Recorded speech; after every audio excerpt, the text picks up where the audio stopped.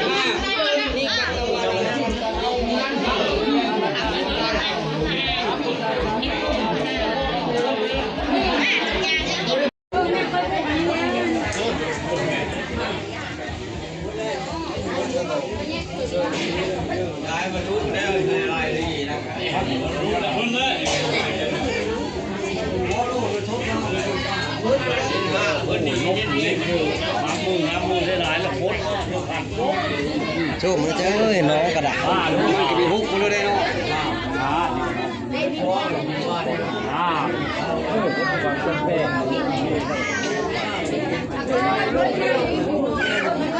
ดูในลูกสาวเราแบบว้าวนี่นะเอานี่จ้อยเอานี่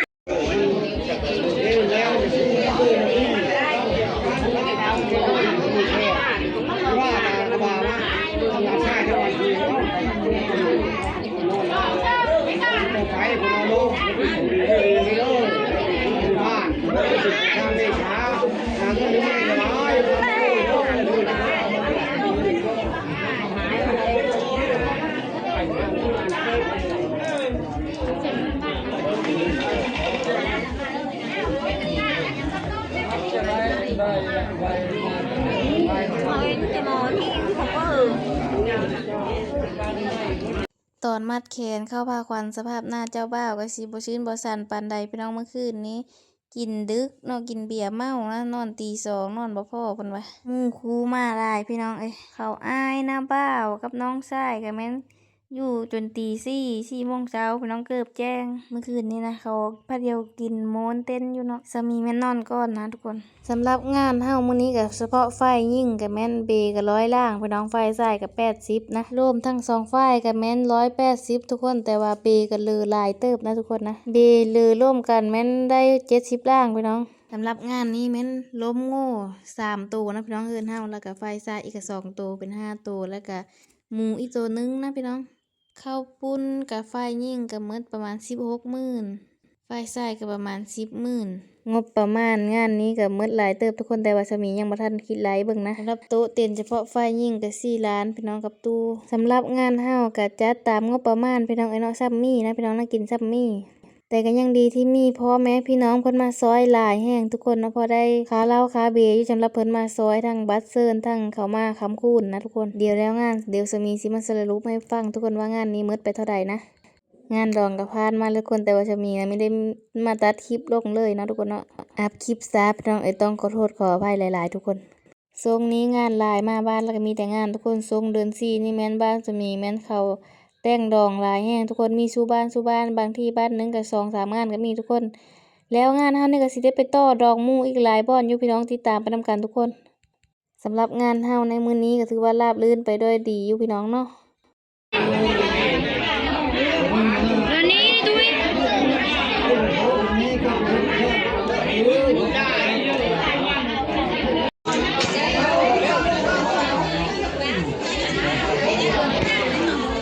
น้ำตัวเดียวน้ำอย่างเดียว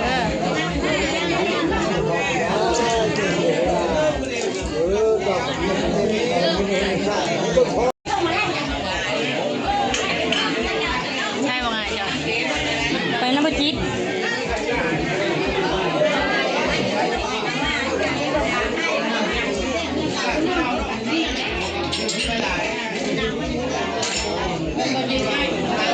โอ้จิ๊ดพาไปซื้อขนมมากแล้วมันกินอยู่กินแล้ว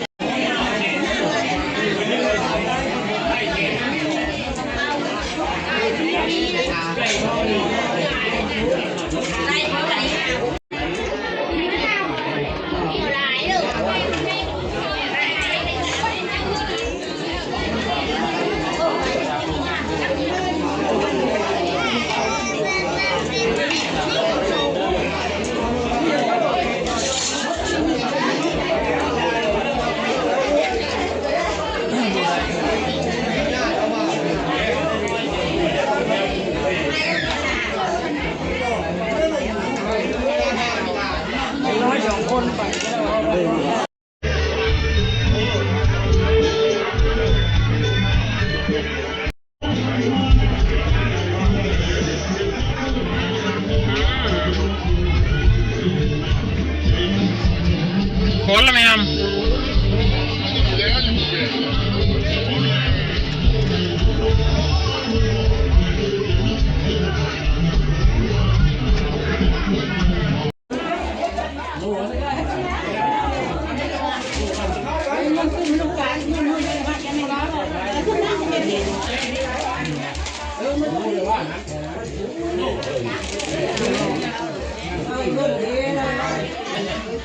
รู้บอกทาง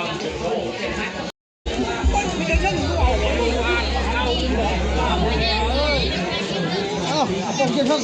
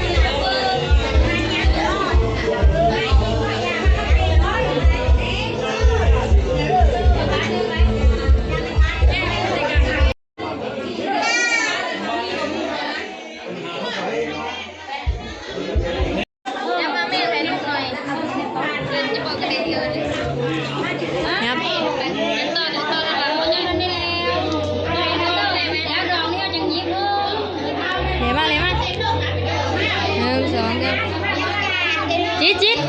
มาโอ้เป็นห้าทุกแม่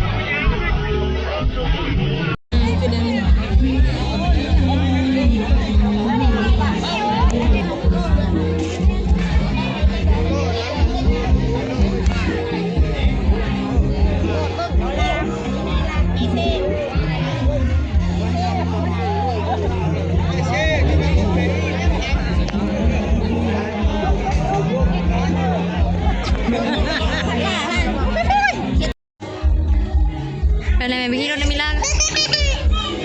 ไม่แปลง หน้าคนละน้อยอยู่คุณบอกไม่มากผู้คนอยู่คนละคนอยู่คนเลยคุณคนอยู่คนอยู่คนละไม่ได้อยู่ตามพวกคนละติด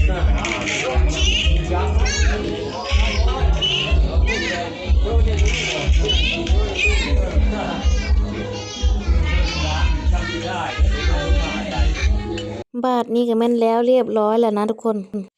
หลังจากที่มัดแขนแล้วก็มีการย่อผ้าเข้ากินข้าวแล้วก็แห่เคยพี่น้องแห่เคยแล้วก็เคยมาสมมาพอกับแม่หลังจากนั้นแล้วก็เฮาก็ทั้ง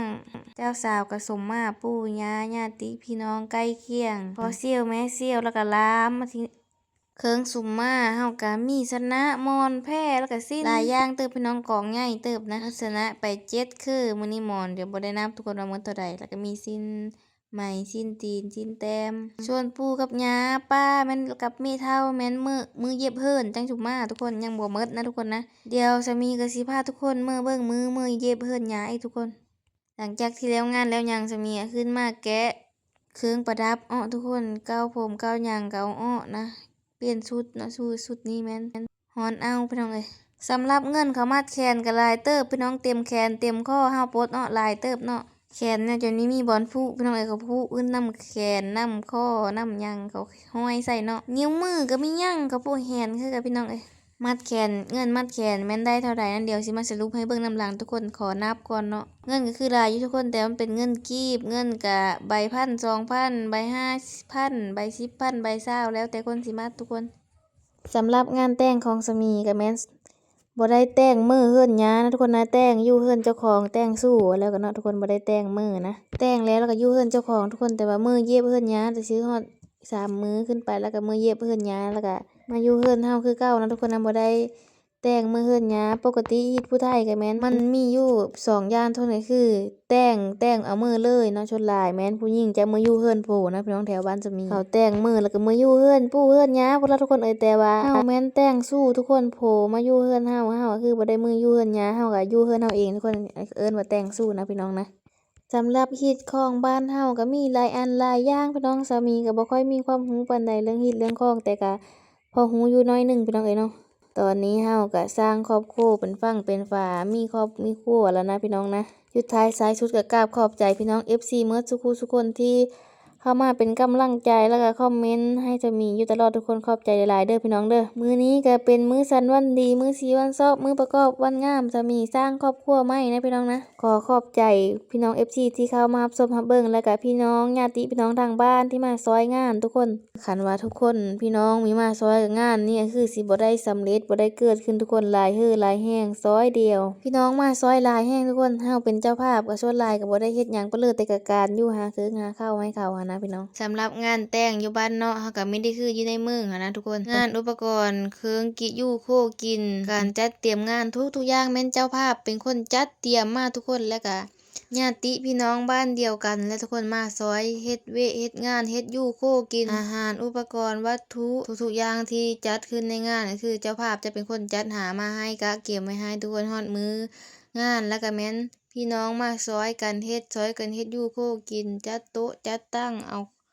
เอาของ FC หลายคนก็น่าจะเห็นหลายๆคลิปที่เขาอัดลงทุกคนเนาะบ้านเฮาแม่นมีงานก็ไปซอยกันนะทุกคนนะบ่ได้มีค่าจ้างใดๆก็คือซอยเหลือกันสำหรับเจ้าภาพก็หมดแค่งบประมาณในการหาของอยู่ของกินอาหารต่างๆพี่น้องเฮาก็เซาโต๊ะเต็นท์น่ะแม่นเซาทุกคนสำหรับงานนี้ก็ผ่านไปด้วยดีพี่น้องเนาะภาพบรรยากาศในงานจะมีก็เก็บรวบมาได้ประมาณนี้แล้วทุกคนเฮาก็ถ่ายรูปได้มาซ้ำนี้นะพี่น้องนะเอามาฝาก FC ให้เบิ่งเก็บไว้เป็นความทรงจำพี่น้องเนาะสำหรับบอนถ่ายรูปก็แม่นเฮาเฮ็ดเอาเองนะพี่น้องนะบ่ได้เซามาเซากับแพงทุกคน2 ล้านบาทเซากับ2 ล้านกีบทุกคนเฉพาะบอนถ่ายรูปหันเป็นเงินบาทก็ 3,000 กว่าพอแล้วทุกคนเนาะแต่ว่าจะมีแม่นสร้างเอาแต่ป้ายซื้อทุกคนที่ติดอยู่ทั้งเทิงสุขสันต์วันวิวาห์กับไล่ซื้อประหยัดงบทุกคน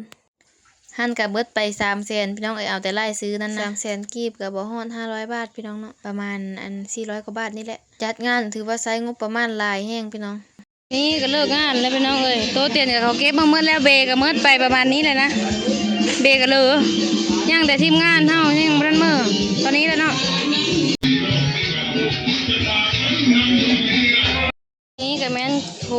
โง่พี่น้องกินบ่หมดเนาะอาหารก็ได้ถ้าโง่3 ตัว